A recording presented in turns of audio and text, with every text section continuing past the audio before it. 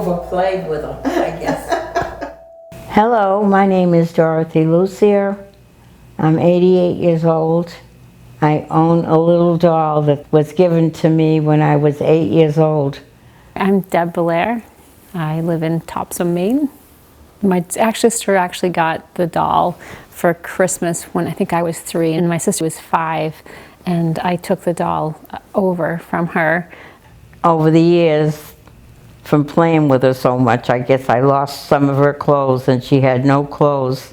Her arms got loose and her legs got loose. I was reading a story to my students about the Velveteen Rabbit, which talks about a stuffed animal that was well loved and it needed to find a new home because it was so well loved. And I told them the story of my doll, that I had a doll that was so well loved that her arm fell off, her hair fell out, and they wanted to see the doll. So I brought it to school and they were kind of horrified by the way she looked. So I decided to send her to a doll hospital.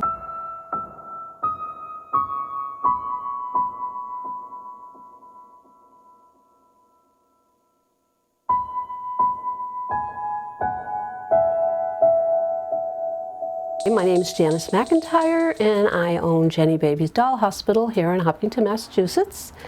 We repair all types of dolls, but mostly antique and vintage. The eyes are always the most challenging part in a doll, I believe. And to do that, I'm going to use plaster and water, plaster of Paris, and we have to add water. What we do with the eyes is put some Vaseline on them because they want to be able to not adhere to the plaster. They're going to be under it, but we put the Vaseline on so we can rock it after it sets and it won't adhere, and that's how they go open and shut on the rocker.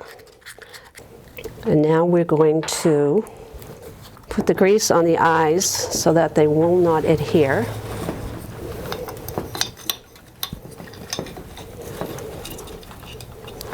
And we place them inside.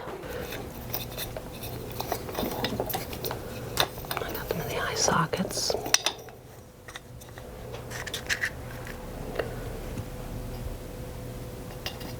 So we're forming little pockets for the eye sockets. We'll let that set, and then when it does, we're going to pull the eyes up so that they can move within that socket.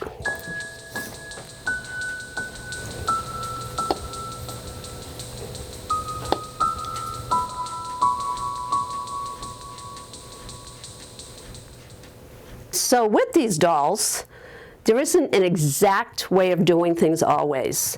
This resetting the eyes, that's the way it should be done. That's the way most people will do it.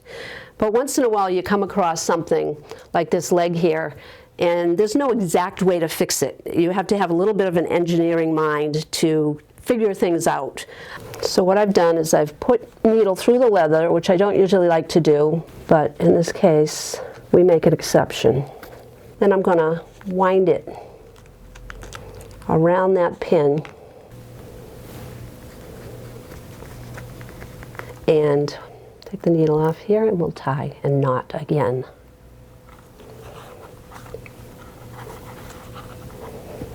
Now we're going to restring her other arm with this size elastic, and now we're going to hook on this side. We have a hook down here and a hook up here.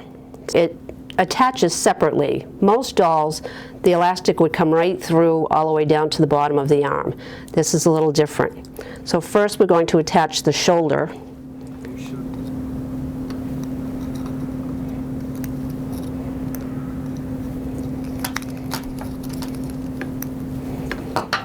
Now this elastic goes through here over to this side, right through the doll. And we're going to knot this.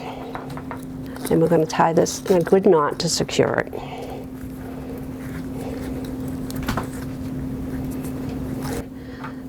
Now we move on to the lower part. First I'll put the elastic on it. Then put the hook up through. We're going to grab that elastic, pull it on down through. And we've got our hand, which has a hook as well.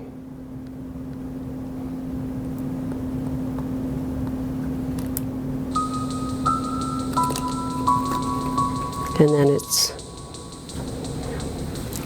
together. You can see how beautifully it's made.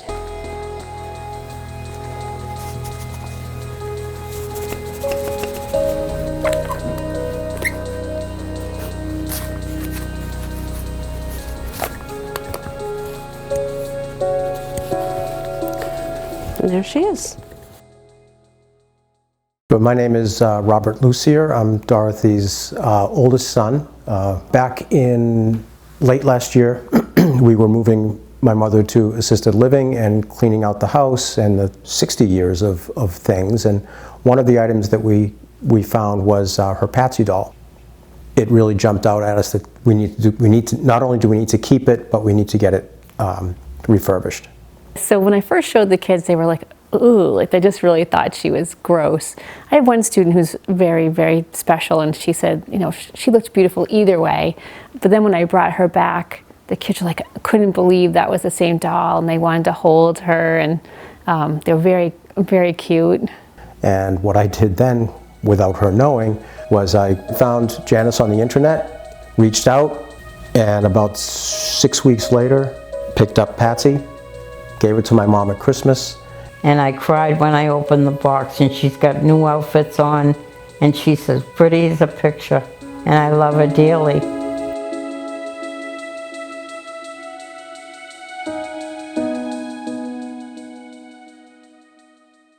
Everyone that came in with the doll had a story about the doll, especially the ones that are antique. Either it was their grandmothers, their great-grandmothers, their aunts. There was always a story. So 2 years ago, I decided to start journaling these stories and taking before and after pictures of the dolls that I repair and getting the history from the customers. And it has turned into quite a nice journal. I enjoy it.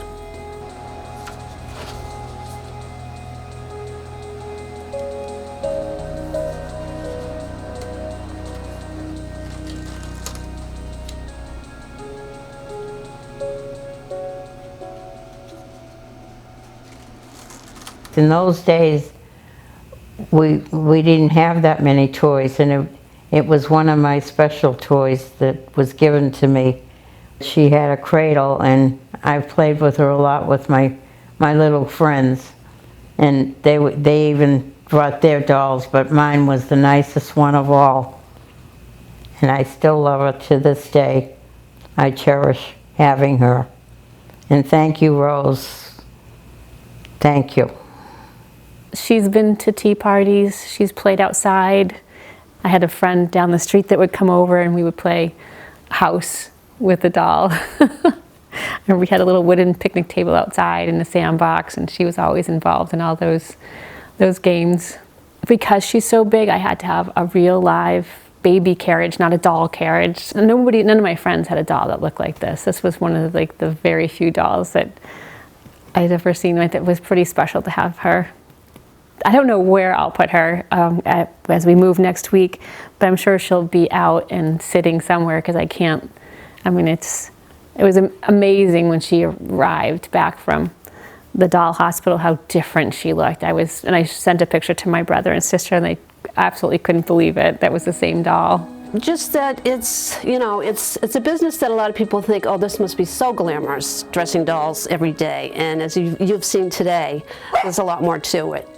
There's paint, there's glue, there's Charlie, my mascot, and it can be challenging. It can be very challenging, but it's what I've wanted to do for years, and so I am blessed.